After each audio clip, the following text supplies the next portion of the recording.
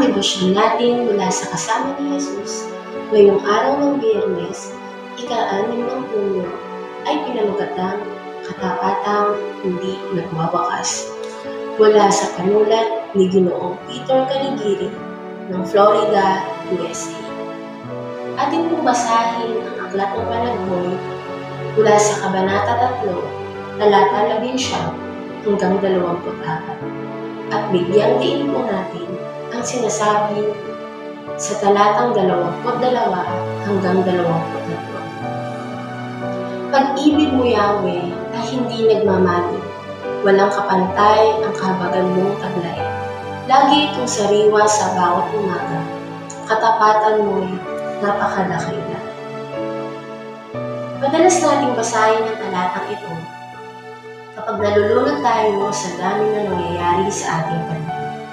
At naiisip ko na marahil ganun din ang pakiramdam ni Jeremias nang isulat niya ang mga panaghoy. Napakasaklap ng sinapit ng Israel. Maraming taong namatay at sila ay natalo sa labanan. Marami ring namatay sa gutom. Pero sinasabi sa atin ni Jeremias na nagkaroon siya ng pag-asa nung inalala niya ang mga pangako ng Diyos. Naalala niya ang wagas na pagmamahal ng Diyos na hindi nagbago o napalitan dahil lang sa mga kasalanan ng mga tao. Ang pag-ibig ng Diyos ay hindi nakabase sa nagagawa ng tao, kundi sa puso ng Diyos na hindi nagbabago. Sunod ay sinasabi rin ni Jeremias na hindi nagwawakas ang mga biyaya ng Diyos. Kahit na natalo ang bansa nila at sinunod ng mga kaaway ang templo, nagpatuloy pa rin ang awa ng Diyos sa kanila.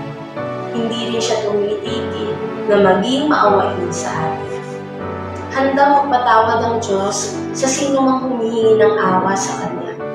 Kinukwento ni Jeremias sa atin ang dakilang katapatan ng Diyos.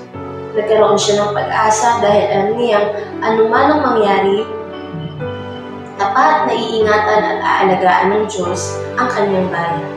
Ngayon, anuman ang ating harapin, kahit ano pa ang gumuho, maaari nating alalahanin ang mga pangako ng Diyos at makakaasa tayo sa Kanya.